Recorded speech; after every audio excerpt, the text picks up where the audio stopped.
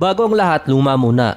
Base sa data last year ng NBA Finals, bumagsak ang viewership ng 12%. Hindi pa kasama dyan yung data mula sa mga streaming site at syempre dun sa Facebook. Ito yung mga match base sa ranker na at least maibalik yung dating sigla ng NBA playoffs at bago maubos yung huling hibla ng buhok ni Commissioner. Mahigpit pa rin yung labanan sa West para sa number 6 spot. Tanging OKC lang yung team na nakasecure ng position sa ngayon bilang number 1 sa West. Naglalaban sa top 6 or number 6 position ang Minnesota, Clippers at Golden State. Last year din, merong headline patungkol kay Anthony Edwards at Jimmy Butler. Ito kasi yung unang beses tinalo ni Edwards ang Nuggets sa Game 1 ng playoffs. Ang headline agad kasi doon kung maaagaw ba ni Anthony Edwards ang titulong Michael Jordan son dito kay Jimmy Butler. Matagal na nagkakaroon ng conspiracy theory na si Jimmy Butler ang nawawalang anak ni MJ.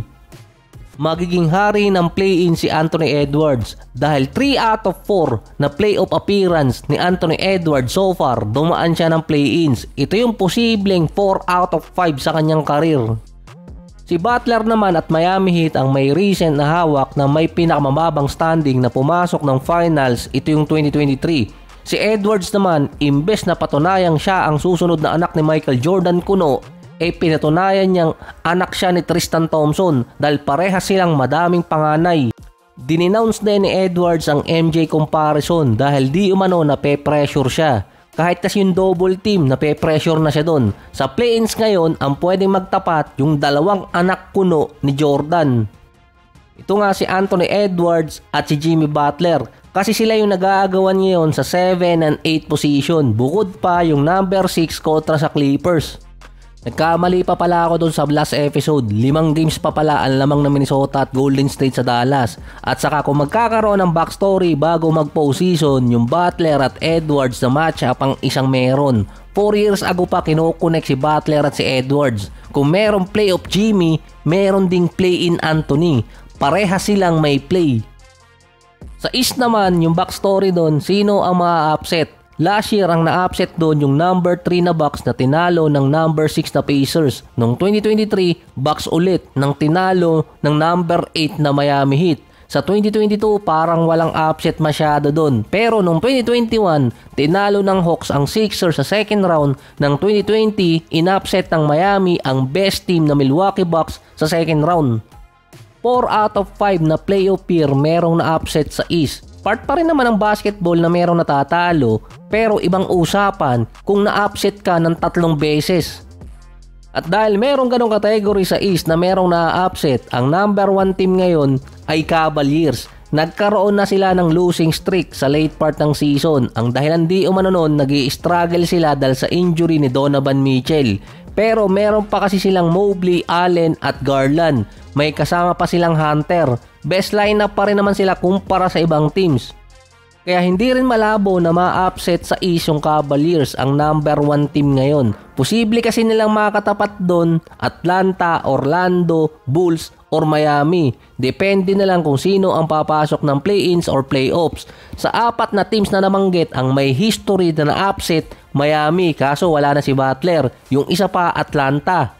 Ang problema sa Atlanta ngayon, 2 key players nila ang injured, si Jalen Johnson at si Clint Capela. So malamang makalasot pa sila dun. Malasin na sila sa regular season or last push sa regular season, wag lang sa playoffs. Ang Knicks pasok rin sa playoffs pero in theory pwede silang bumagsak ng either 4 or 5 sa standing. Depende na lang sa Pacers at sa Detroit. Pero kung ngayon na steady na sa number 3 yung Knicks, ang posible nilang makakatapat ay number 6 na Milwaukee Bucks. Another setback sa Milwaukee dahil wala si Damian Lillard. Based din sa mga report, minamadali ng Milwaukee Bucks na bumalik si Lillard sa lineup bago mag-playoffs. Sa last 4 season din nila, unfortunate yung nangyayari sa mga player. Laging merong nai-injured na key player. 2024 si Giannis, 2023 si Giannis ulit, 2022 Chris Middleton at ngayong 2025 Damian Lillard. Hindi pa naglalaro sa playoffs ang Milwaukee Bucks na consistent after nilang mag-champion dahil nga merong nai-injured na player. Kahit ang Milwaukee Bucks ay hindi ang top team, pwede pa rin kasing lumabas na upset yun dahil nga sa mga ginawa nilang transaction dati na imbes pataas, naging pababa ang nangyari. Kung meron mang matinding upset ang nangyari dati, ito yung sa Sixers at sa Atlanta. Mas pinapaboran kasi noon ng Philadelphia na pumasok ng conference finals versus Atlanta Hawks. Kaso hindi lang tinalo ni Trae Young, doon nag-umpisang masira yung Sixers dahil sa dramang nangyari na dumiretso ngayon na hindi makakapasok ng postseason ang Sixers after ng 8 years. Ang pinakamatindi pa doon, ito din yung series na nagsimulang masira yung buong karir ni Ben Simmons. Ang isang playoff series na hindi pa nangyayari ay yung Lakers versus Clippers. Magkaribal yung dalawa dati dahil sa arena. Hindi sila abangan na magtapat noong mga nakaraang era or dekada pa dahil wala namang bigating pangalang nakukuha ang Clippers noon. Isa pa sila sa worst franchise dahil sa tagal ng team nila hindi pa nakakapasok ng finals. Halos matatapos na ang era ni Kawhi sa Clippers, hindi pa nagtatapat ang Lakers at Clippers sa playoffs. Ang pinakamalapit pa noon 2020 season nung na-upset pa ng Denver yung Clippers. Dati mas maingay pa yung matchup na yon kung sakaling magtapat sila sa playoffs dahil nga sa LeBron at Kawhi rivalry. Pero ngayon medyo humihina na. Imbes na Clippers kasi yung lumagas dito sa Lakers sa playoffs, yung Denver Nuggets na umupset sa kanila yung tumatalo sa Lakers ngayon. Ito ulit ang pinakamalapit or may chance na magtapat yung Lakers at Clippers sa postseason kapag ang Houston at Denver na maintain nila yung kanilang spot. Nasa Denver pa yung decider ng ibang mga teams na nasa baba dahil kakalabanin pa nila yung Minnesota, Golden State, Sacramento at Memphis.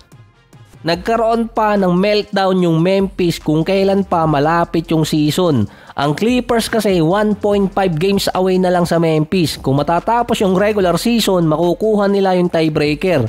Makakalaban din naman ang Clippers sa mga natitirang game, mga bigating teams pa. Nagtapat na naman si LeBron at si Kawhi sa playoffs, mostly sa NBA Finals. Pero sa West, kung kailan pa sila nagsama sa parehas na conference, dun pa sila hindi magtagpo. Nawawala na rin yung prime Kawhi, halos injured lagi. Imbes na si LeBron ang maging nemesis ni Kawhi sa playoffs nung mga nakarang taon, bukod siguro sa injury, ang nakakalabang kasi niya ng maraming beses ay Dallas at si Luka. Dati tinatalo lang ng Clippers yung Dallas, pero nung nakaraang playoffs, tinalo ng Dallas at ni Luka yung Clippers. Diretso pa sila ng finals nun. Sa ngayon, magkasama sa isang team yung nemesis ni Kawhi, si Luka at si LeBron. Sa tagal na rin ang iniintay na magtapat yung dalawang LA team, hindi pa nangyayari. Parang nalipasan na ng panahon at nalipat na sa ibang team yung rivalry. Sa bagay, wala din kasing dynasty sa ngayon kaya hindi pa lumalabas yung pagka-dynasty killer instinct ni Kawhi.